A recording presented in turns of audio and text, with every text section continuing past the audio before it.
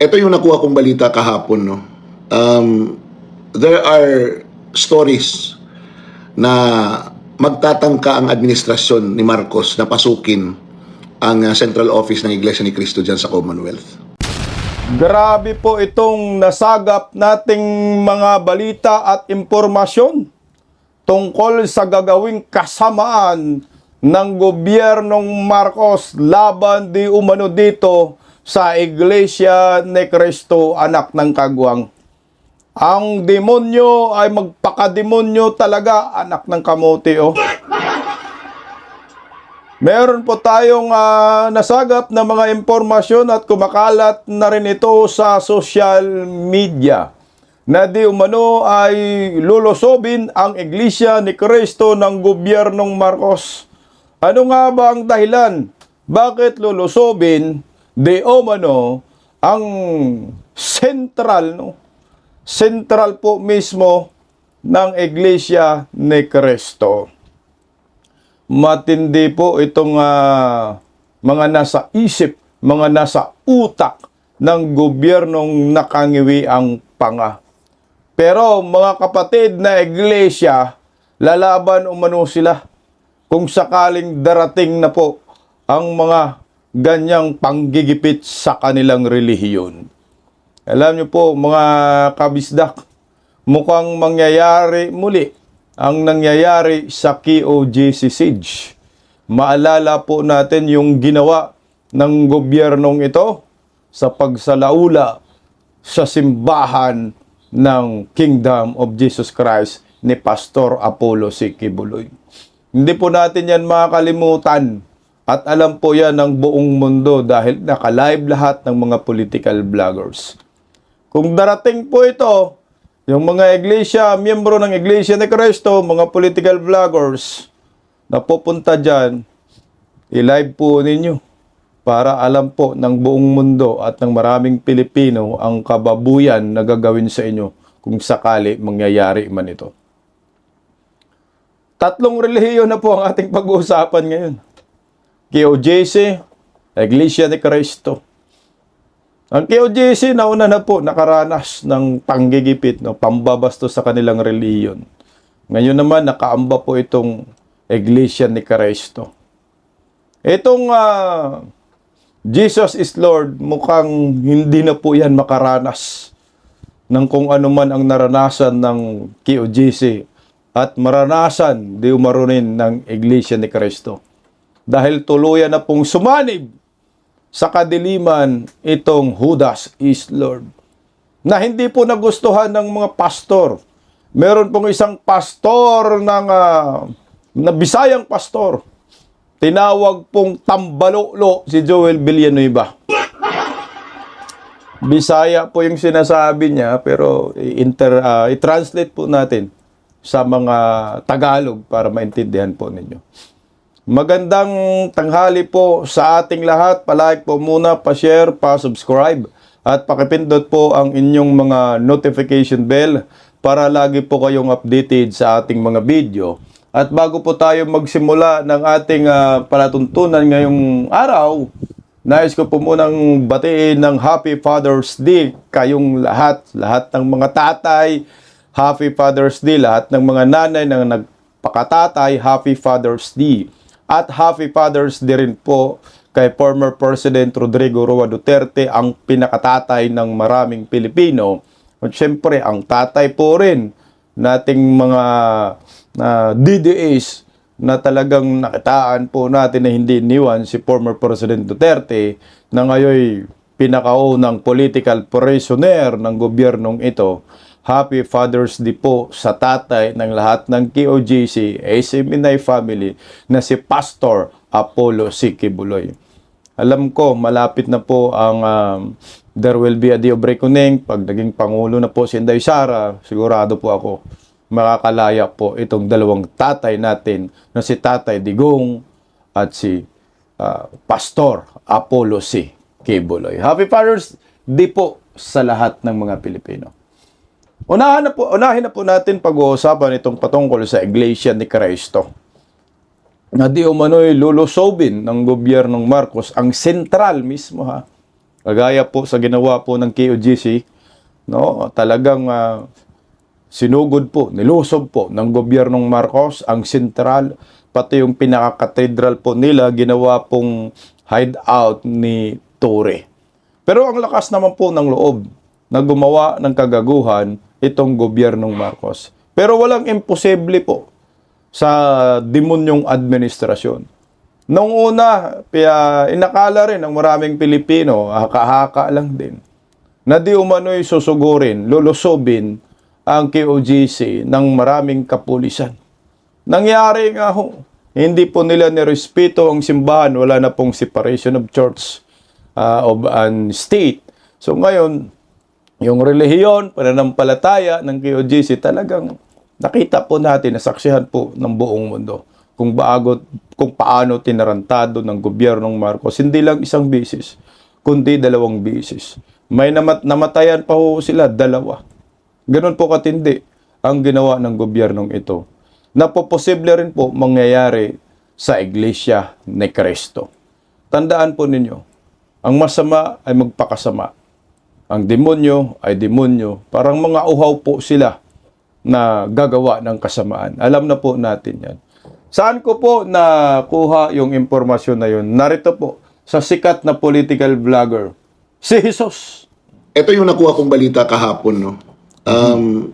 There are stories na magtatangka ang administrasyon ni Marcos na pasukin ang central office ng Iglesia ni Cristo dyan sa Commonwealth.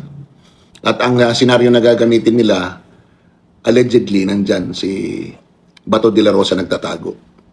And that magkakaroon ng mga testigo na magsasabi na nakita nila, etc., etc. Alam niyo naman, sa gobyerno, there is always that presumption of regularity. Pag kumilos ang gobyerno, you will not ask questions now. You will ask the questions later. Di ba? Kasi there is always a presumption na yung ginagawa nila ay legal. Di ba? Ang purpose ng paggawa ng ganyan is that, alam nyo, init na rin itong mga congressman.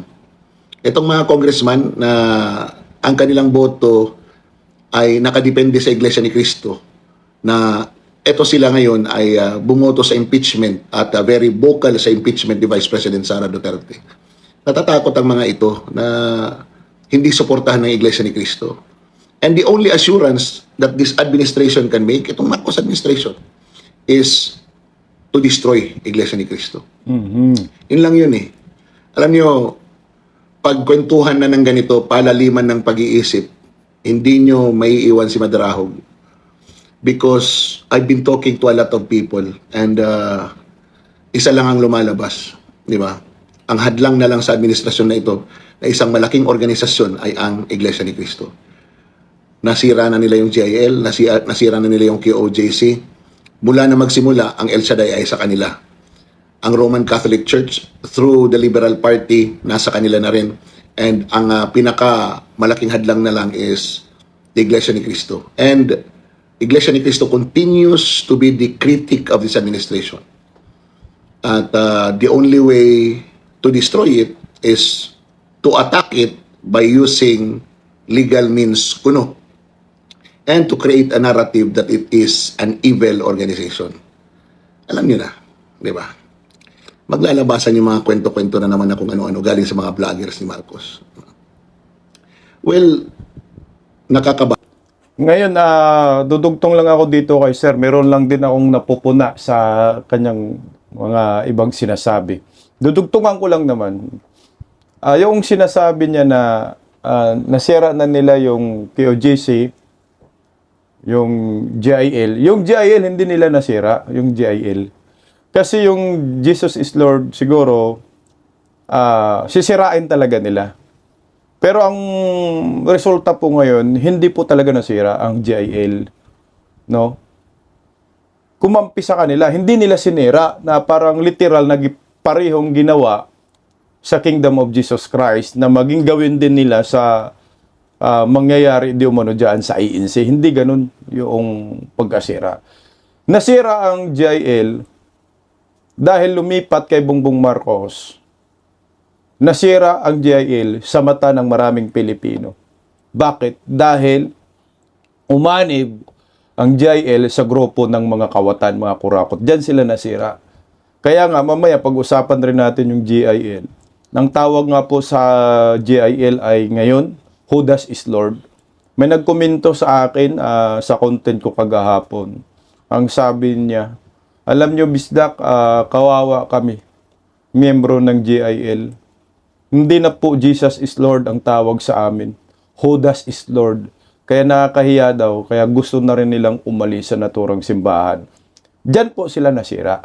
Hindi sila nasira dahil binugbog ng gobyernong Marcos. Nasira sila dahil umanib sa mga kawatan. Dudugtong rin ako doon sa sinasabi niya, kaya susugurin ang Iglesia ni Cristo dahil nandyan daw si Senator Ronald Bato de la Rosa. Nagtatago. No, si Bato yung magiging rason ng gobyernong ito na sugurin natin yung Iglesia ni Cristo dahil nandyan si Bato at magpapalabas tayo ng mga propaganda na sasabihin nandyan sa loob si Bato para magkaroon tayo ng legal reason na para lusubin at sugurin yung Iglesia ni Cristo. Ganon din yung nangyayari kay kay QJC, kay Pastor Apollo C. Kibuloy. Ang ginawa, pinalabas, merong mga nasagap sila na impormasyon laban sa mga miyembro dati ng QJC.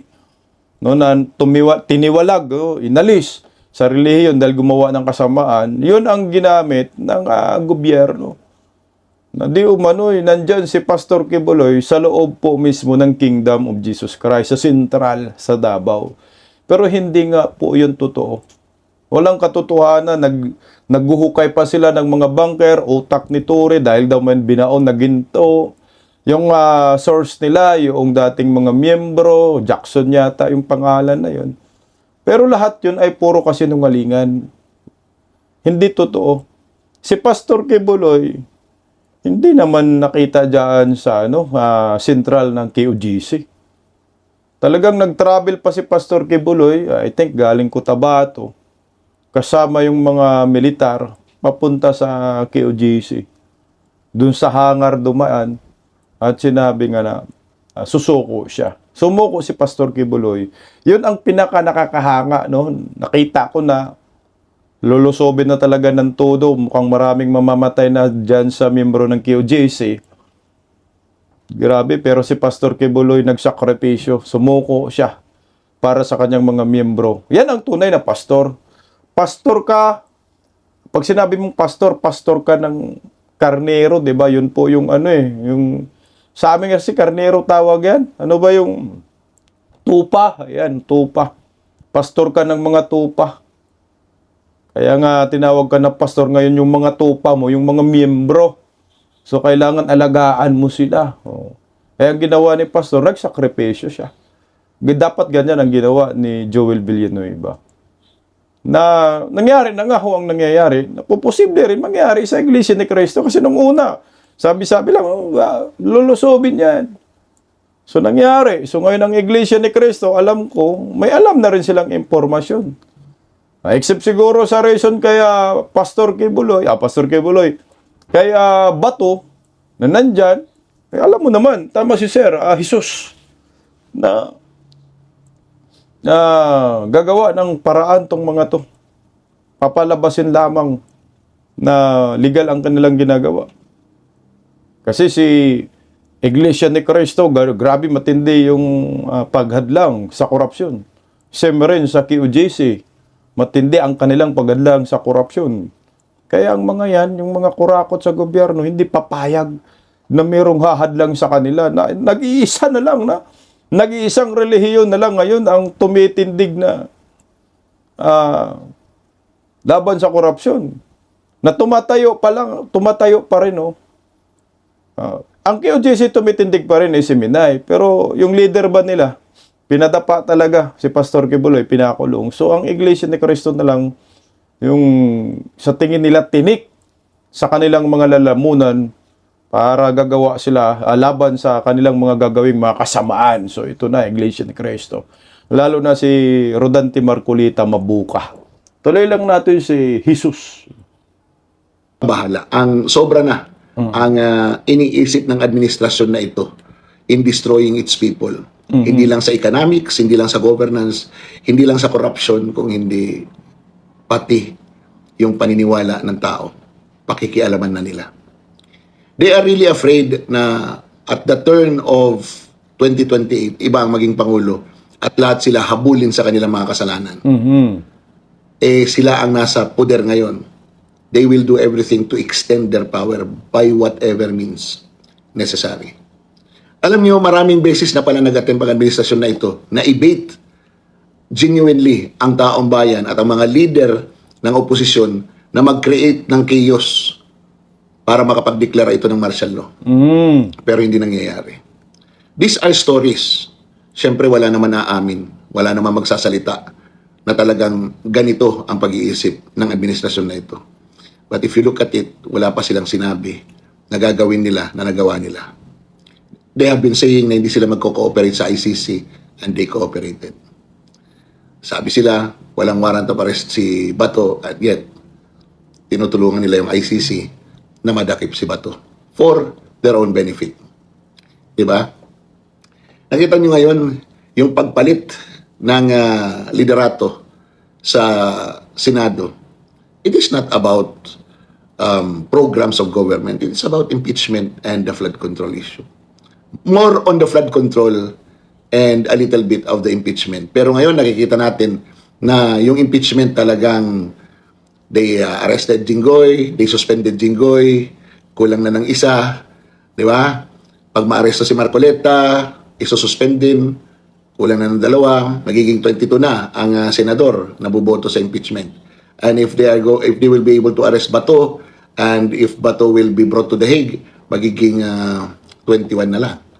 And the numbers will drop, and the probability of conviction will go high.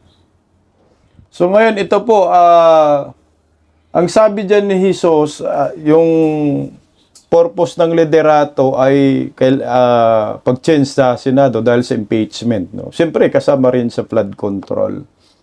So ako sa akin lang, dito muna ako sa impeachment.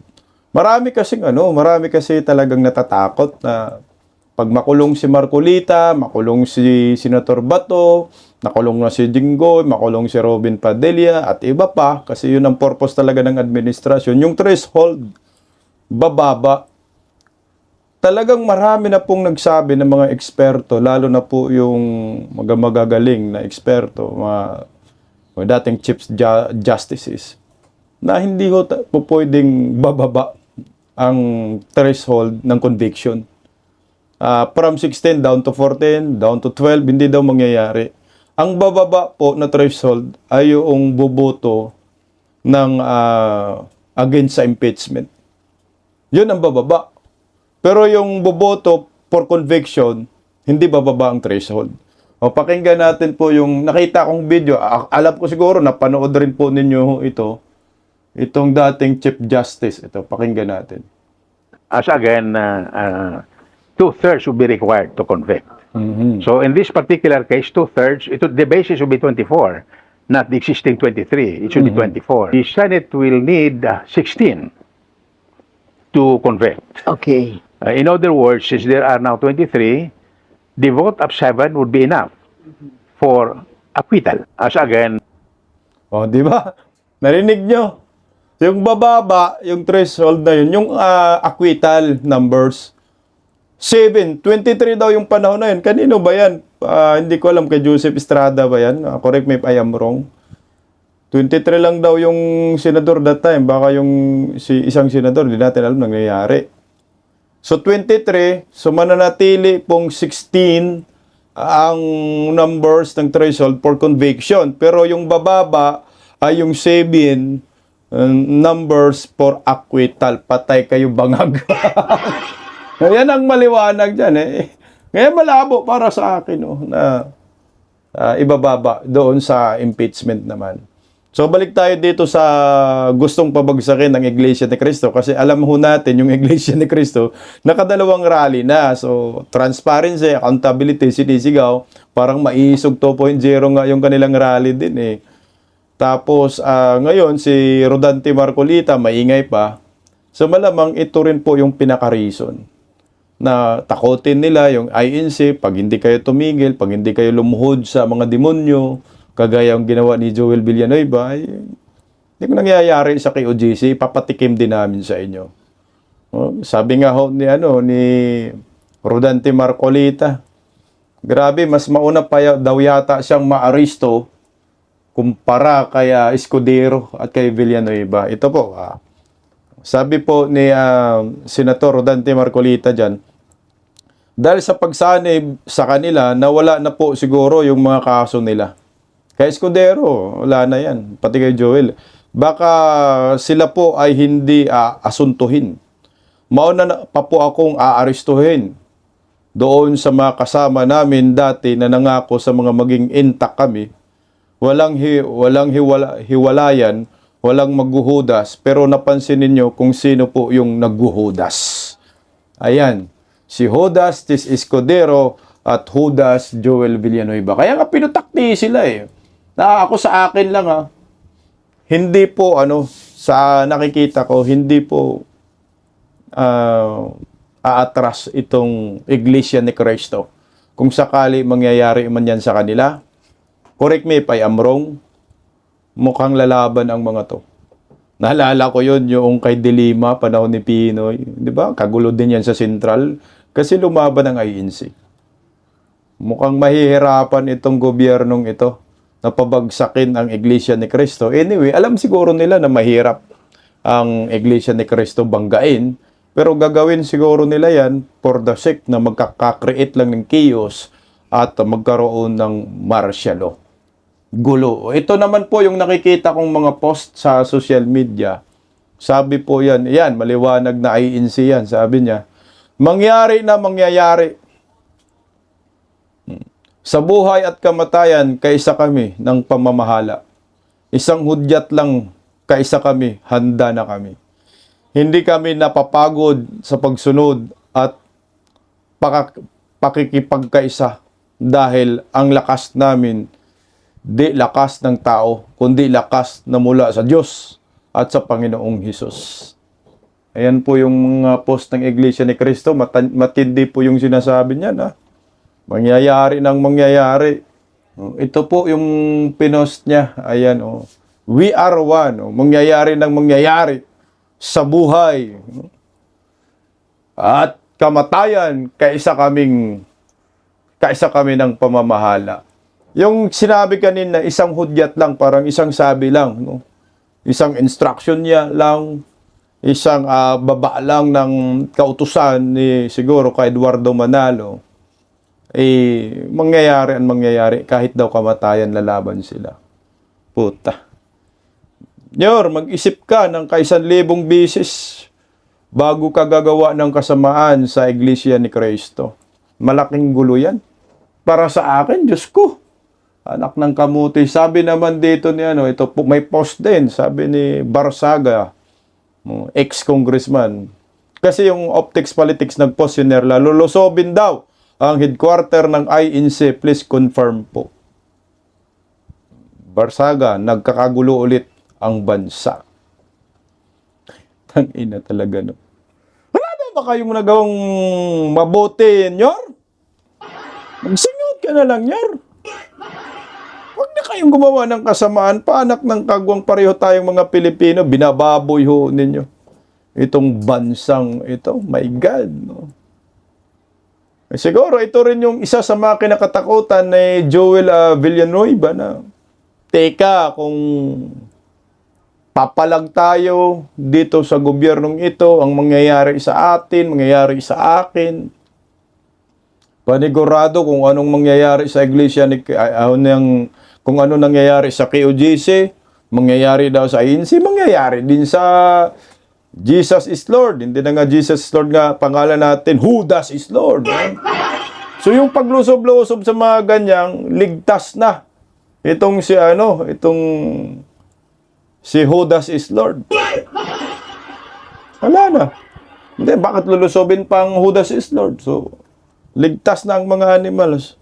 Mukhang makaranas nga ang Iglesia ni Cristo. Ipagdasal lang po natin na hindi mangyayari yan. Dahil kung mangyayari yan, tama yung sinasabi ni Barsaga, malaking kaguluhan po ito. Pakinggan po natin yung isang pastor na talagang galit na galit din po sa kapwa niyang pastor na si Joel Villanueva, Judas Joel Villanueva, na tinawag po niya itong tambalolo. Oh. Parang tambaloslos na rin po yan. Sabi rin naman niya, hindi daw mura yung, yung tambalolo. Bisaya po ito, pero pipilitin ko po na i-translate po sa Tagalog para po sa mga Tagalog. Kasi maganda po ito kasi pastor po siya eh. So siya lang po yung nakikita nating trending pa naman sa social media to. Siya lang po yung pastor na talagang galit sa kay Pastor Judas Villanueva. Pakinggan po natin mga kapatid. Pero karon gusto lang ko nga magpagawa sa ako ang gibati tungod kay medyo nadismaya ako. Dili ko gusto unta nga kanang gamiton ako ng words nga pastor kay kagalang-galang kay na siya nga titulo nga gihatag sa imo diri sa kalibutan. At Okay. So gusto lang daw niya magpalabas ng kanyang nararamdaman. No? Dahil dismayado daw po siya. Hindi daw po dapat niya gamitin yung salitang pastor dahil kagalang-galang po daw yan sa sanlibutan. Siya rin po ay pastor. Ote, pakinggan po natin. at the same time sa tinuod lang medyo sakit tungod kay nangalagad tas Ginoo pero ano bitaw ang expectation bitaw nimo versus reality. Pero subo kayo paminahon. Okay, nasaktan daw siya.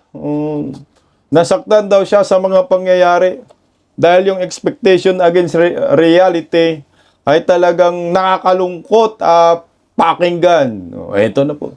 Tuloy. Unta mo abot ni nga video para sa imuha Pastor Villanueva, Joel. At the same time atong senador, no.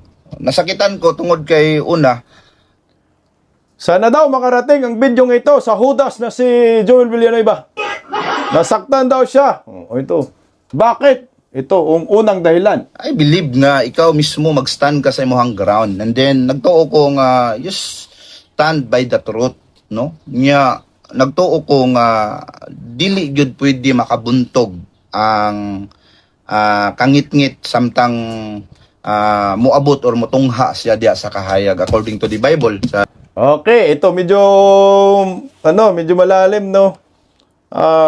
Sa kanya daw paniniwala, hindi daw talaga, no, mananaig ang kadiliman sa liwanag o kasamaan sa kabutihan. Ayan po, makabuntog. Ayan. Tama ba? Sa amin, iba yung buntog eh. Bumubula yung bibig, may epilepsy.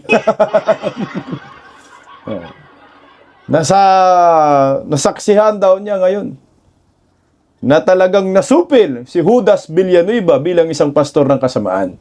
Yan, naglabas siya ng Biblia. According to the Bible, Sa John 1:1, di ba? Nga dili gid siya pwede nga makabuntog. And then mao na akong expectation tungod kay una alagad ka sa Ginoo. Nya nasakitan ko tungod kay same ta. Oo. As a Christian, no, sa tinuod lang ayan, kasi daw yan po ang nakalagay sa Biblia na yung kasamaan hindi talaga mananalo sa kabutihan. Pero ngayon nasaktan siya dahil sa nangyayari kay Pastor Judas Villanueva. Talagang tinalo siya ng kasamaan. Nagpasakop sa kadiliman. Tuloy, Pastor. I believe nga kanang ikaw ang pinakauna nga mag-stand sa truth. Ikaw ang tao nga kana bitawng mag-atiman o sa katawhan. Tungod kay ang words nga pastor is from the pastor nga kana bitawng nag-atiman ka sa mga karnero, nag-atiman ka sa mga tao, nag-atiman ka sa mga nalupigan, nag-atiman ka sa mga nakawatan, nag-atiman ka sa mga biktima. Pero naunsa naman hinunindagan na nga ikaw pa mismo unta nga among gisaligan as a Christian, no? Nagdala sa word sa Ginoo. Akong maistorya sa imo is tambalulo yugang nako. Oo. Ang sabi ni Pastor na ang kanyang naniniwala daw siya na si Joel Villanueva ang unang tatayo sa katotohanan. Pero ano po ang nangyayari? Kabaliktaran. Kabaliktaran. Ikaw, senador, na pastor, Ang in-expect niya na from the word pastor, ikaw daw yung mga ngalaga. Sa mga Pilipino, ikaw yung mga galaga sa mamamayan. Ikaw yung magsisiwalat ng katotohanan at ikaw ang tatayo para sa bayan. Pero ano ang nangyayari? Tambalo-lo ka. Matinding banat ni pastor. Alam nyo po, nakakahiya to kasi pastor na. Bumanat sa kay Pastor Judas Villanueva. So mukhang talagang saktan dito si Pastor Tambalo-lo ka. Sabi na nandiyan ka na, senador ka na di ba? Pastor ka pa. Umaasa kami na ikaw mismo yung mangunguna para pagsisiwalat sa katotohanan at tumayo para sa katotohanan. Pero ano ang nangyayari? Pero pinaliwanag niya yung Tambalo-lo. Hindi naman daw yung mura. Parang na si Tambalos-los yan.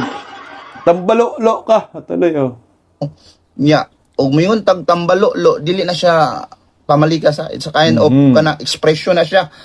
Tungod kay nakita na ako na sa imong kinabuhi nga tambalo-lo ka. O tambalo-lo ka. Sinabi niya, hindi naman daw mura yan. No? Yan ay expression lamang. Sinabi niya, kasi talagang, pag sinabi mong tambalo-lo sa Bisaya, wala kang kwenta. No? Parang tarantado ka. Parang, mura na rin yun.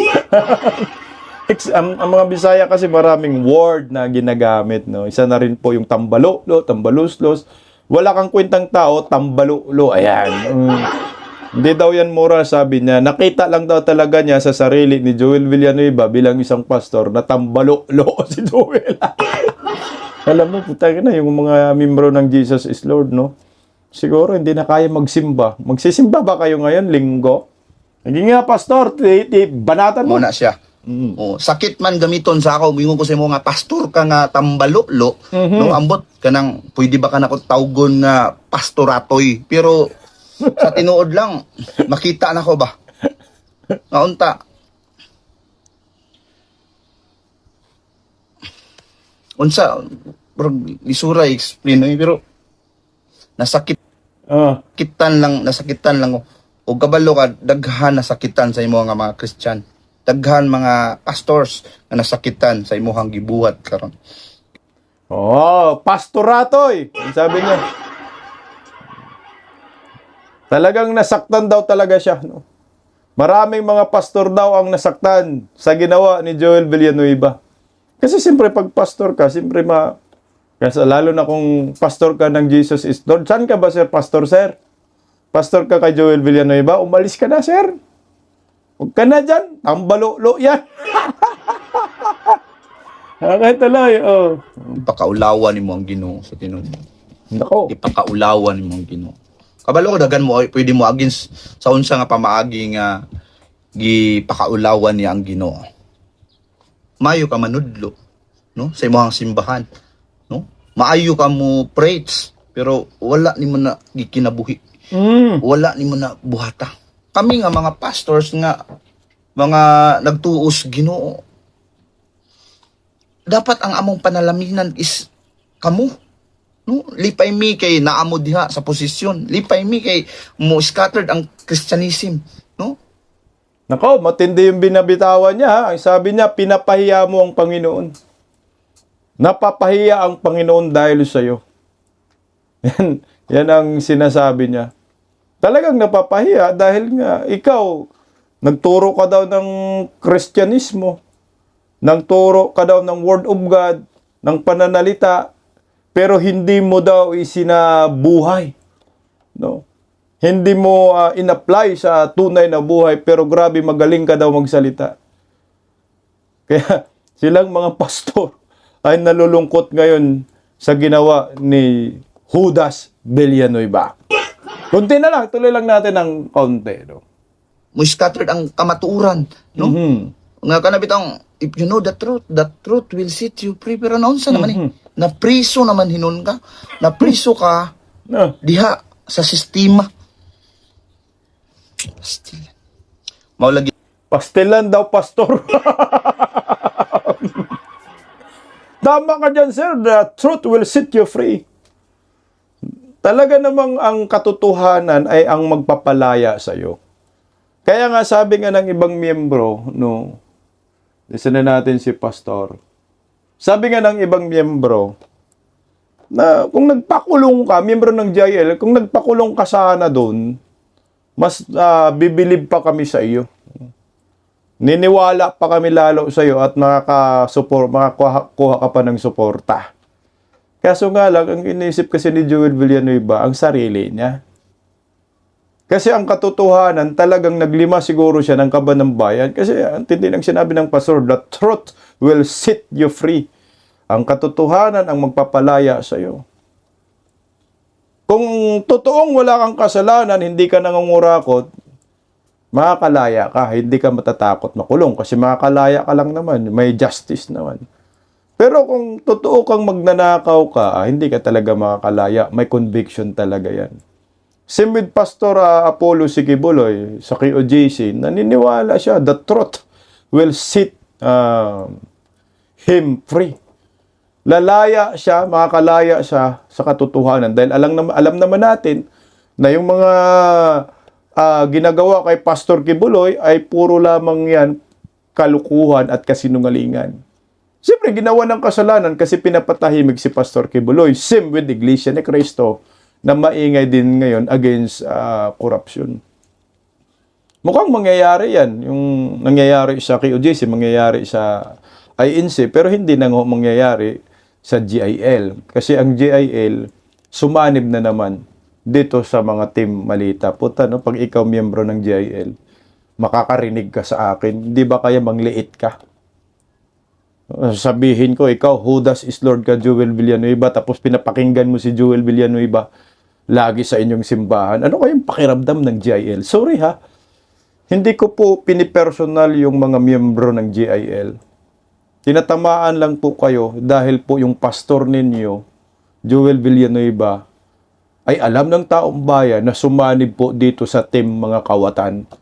Wag na po natin gawing drama pa na hindi totoo na magnanakaw ang gobyerno. Trilyon-trilyon po yung hinahanap natin. 2 trillion pesos nawawala sa ating sa kaban ng bayan na dapat managot ang nasa gobyerno. Pero ano po ang nangyayari ngayon? Lumuhod si Joel Villanueva kay Bongbong. BBM is Lord nga, yung una kong sinabi. Kaya masasaktan talaga kayo. Pero kung gusto nyo po na hindi kayo masaktan at paulit-ulit namin na sinabi yung Judas is Lord para hindi kayo matatamaan, especially dyan sa mga OFW. Lipat na po kayo ng simbahan, Iglesia ni Cristo, naninindigan, Kingdom of Jesus Christ, naninindigan. Yun na lang po ang inyong lipatan. Masiguradong safe pa kayo at nakakahanga pa magiging miyembro sa dalawang simbahang ito. Pero dito sa Jesus is Lord, puta, marami namang mga born again Christian eh. Alayasan nyo na yan. Walang kwenta yan. Yung relihiyon na yan. Tingnan mo, sumali kayo dito sa gobyernong Marcos. Isa kasaysayan ng ating bansa. Si Bongbong Marcos ang presidente ang pinakabagsak na trust and approval rating. Kaya ito, bumabagsak na naman. Pakinggan po natin ang balitang ito. Nakakahiya. O ito. Sumadsad sa pinakamababa ang net satisfaction rating ng Administrasyong Marcos sa unang quarter ng taon.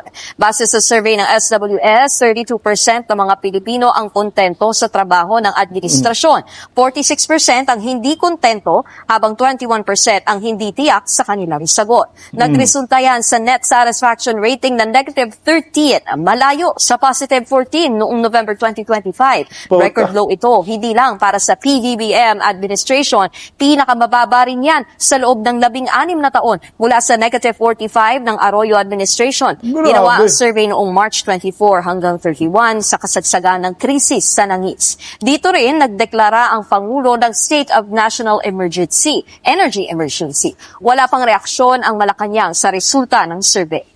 Puta no, after 16 years, naitala na naman ang pinakabagsak na net satisfaction rating sa isang Pangulo ng Republika ng Pilipinas, Yawards. Anong klaseng presidente to? Anong klaseng bansa meron tayo na mumuno puro bangag? Siyempre, ang kanilang ginagawa lang, pangungurakot, panggigipit, panggagago ng tao. Yan lang. Pinapakulong yung mga oposisyon. kinakasuhan yung mga oposisyon. Pero yung sasanib sa kanila na maglima sa kaban ng bayan, na mabuhay silang lahat.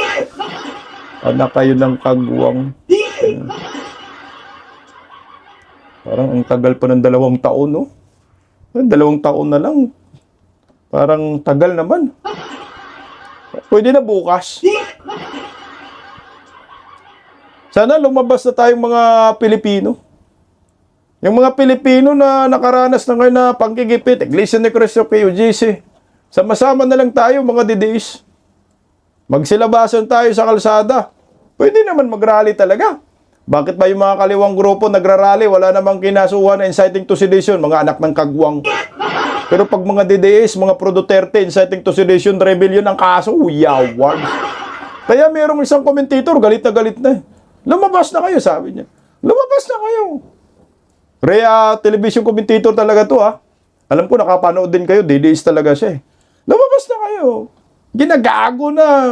Ang mga Duterte, tinarantado ng gobyerno. Tatay Digong, tinadyakan na kayo. Ano pa ba ang ginagawa ho ninyo? Ba't ang tahimik ninyo? O ito, pakinggan po natin. May sense yung sinabi niya, eh. O ito, narito. Papayag ba tayo, mga Pilipino? Ay sobra na itong pangwawalang hiya ng administrasyon na ito sa atin, eh. Sinasampal ka na, tinatadyakan ka na, pagulong-gulong ka na, may sipa ka pa. Payag kayo doon? Hanggang, Sus Mariosep, mga Pilipino, ipakita nyo yung 22 milyon na lang, wag na ho yung 30 milyon. 22 milyon na lamang na bumoto kay Sara Duterte kung nandyan talaga kayo. Tumindig naman kayo. Aba, ay walastik ano ha, ganyan na lang kayo ng ganyan. Tapos reklamo naman kayo ng reklamong mahirap ang buhay. Ay, di naman kayo kumikilos. Ang sabi sa Biblia, nasa Diyos ang awa, nasa tao ang gawa. Ronnie Ramos.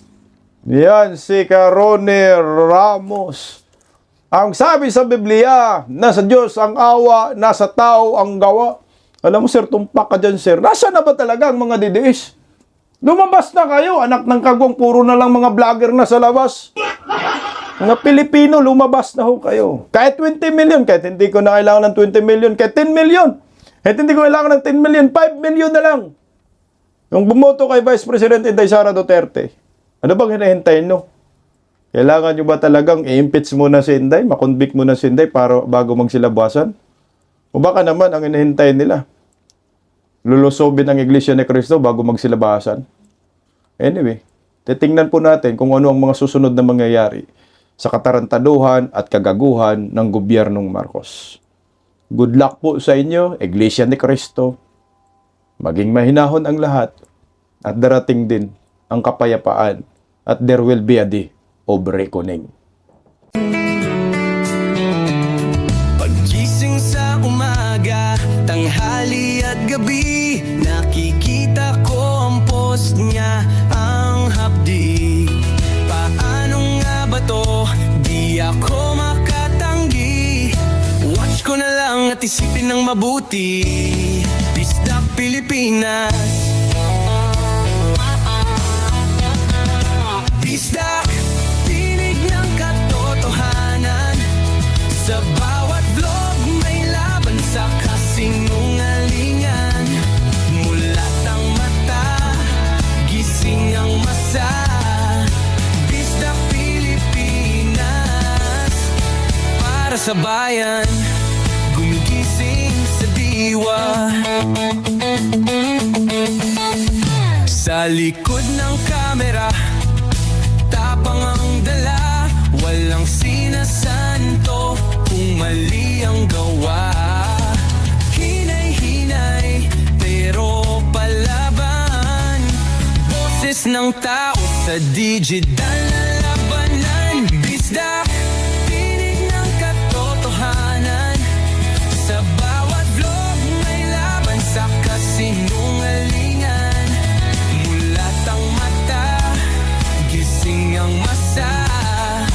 Bisdak Pilipinas, para sa bayan, gumigising sa diwa.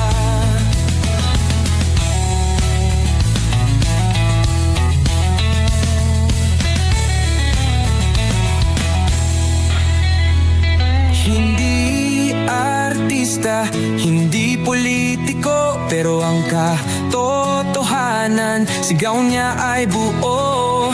Sa YouTube o Facebook man siya makita, may aral ka pa rin, may uwi sa bawat salita. Bisdak, gising sa katotohanan, di lang kwento, kundi panawagan. Sa bawat Pilipinong naghahanap ng liwanag, Bisdak Pilipinas, kasama sa pagbangon ng bayan.